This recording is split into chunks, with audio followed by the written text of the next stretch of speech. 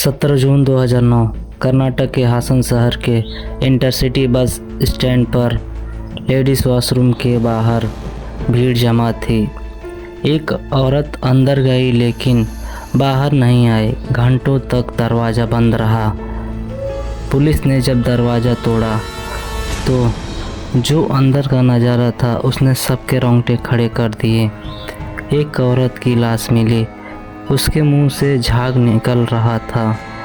उसने शादी का जोड़ा पहना था, लग रहा था जैसे उसने खुदकुशी की हो। लेकिन असली कहानी कुछ और ही थी, क्योंकि 2003 से 2009 तक कर्नाटक के अलग अलग पब्लिक वॉशरूम में ऐसी 20 से ज़्यादा औरतें इसी तरह मरी मिलीं। यह कोई इत्तेफाक नहीं, यह कहानी है सीरियल किलर साइनाइड मोहन की।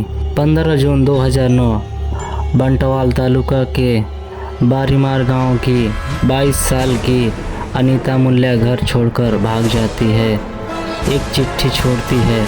उस चिट्ठी में लिखा था, मैं अपने मर्जी से जा रही हूँ अपने बॉयफ्रेंड से शादी करने। इसी दौरान उस गांव का अली भी गायब था।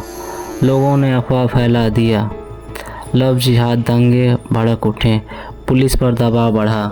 सर्कल इंस्पेक्टर नंजुड़ैया गौड़ा ने टीम बनाई और जांच शुरू हुई।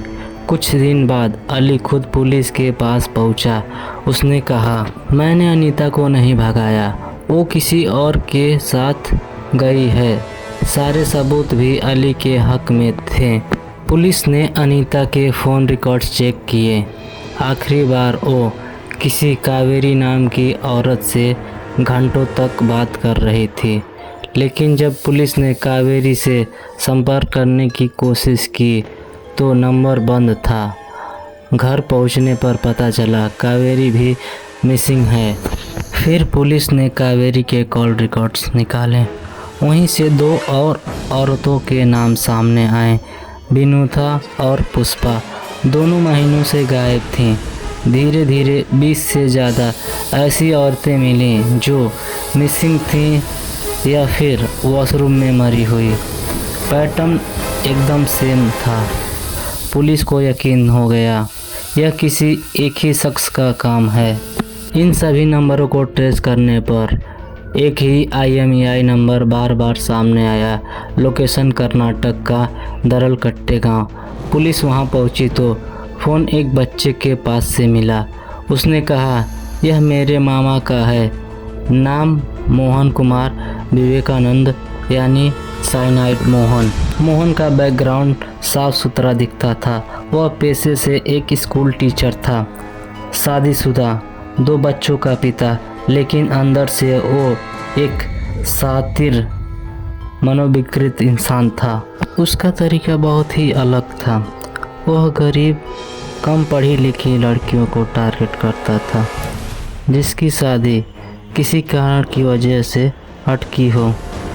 पहले उनसे दोस्ती करता था, फिर धीरे धीरे प्यार का झूठा नाटक। और कहता था, मैं सरकारी अफसर हूँ, मुझे दहेज से नफरत है, बस सच्चा प्यार चाहिए। लड़कियाँ उसकी बातों में आ जाती और अपने घर वालों के खिलाफ चली जाती। फिर वह कहता, भागकर शादी करनी पड़ेगी। लड़कियाँ जेवर और पैसे लेकर घर से निकल पड़ती। वो उन्हें दूर किसी शहर ले जाकर होटल में रात गुजारता। फिर अगली सुबह मंदिर में शादी के लिए बस स्टैंड ले जाता और वहीं कहता, कल रात प्रेगनेंसी का रिस्क है, एक पिल खा लो। वो खाने के लिए कंट्रासेप्टिव पिल देता था, लेकिन असल में उस पर लगा होता था साइनाइड। वो औरतें पिल खाकर वॉशरूम के अंदर चली जाती और कुछ सेकंड में सब खत्म। बाहर खड़ा मोहन बस स्टैंड पर इंतज़ार करता और जब अंदर हलचल होती वो समझ जाता काम हो गया है। फिर होटल लौटता और सारा पैसा और जेवर लेकर भाग जाता। हर लाश को सुसाइड मान लिया जाता क्योंकि पहचानने वाला कोई नहीं होता था। घर वाले सोचते थे शायद वो किसी लड़के के साथ भाग गई और मोहन अगले शिकार की तलाश में निकल पड़ता था। आखिरकार पुलिस ने एक और औरत सुमित्रा की मदद से जाल बिछाया। मोहन उसे भी भगाकर शादी के लिए मना रहा था। 21 अक्टूबर 2009 सुमित्रा बस स्टैंड पहुंची। मोहन जैसे ही आया पुलिस ने चारों तरफ से घेर लिया। उसकी जेब से मिली साइनाइड की गोली और सब खेल खत्म हुआ। भारत के सबसे खतरनाक मैनिपुलेटिव किलर का खेल। 2013 में हाईकोर्ट ने मोहन को फांसी की सज़ा सुनाई, लेकिन 2017 में उसे आजीवन कारावास में बदल दिया गया। आज वो बेलगावी जेल में अपनी सज़ा काट रहा है। प्यार और भरोसा जब किसी गलत इंसान पर किया जाए तो उसकी कीमत जान से चुकानी पड़ती है। कहानी सिर्फ चेतावनी नहीं, एक सबक है। आप लोगों को क्या लगता है, क्या मोहन को मिली सज़ा उसके गुनाह के लायक थी? कमेंट में ज़रूर बताएं।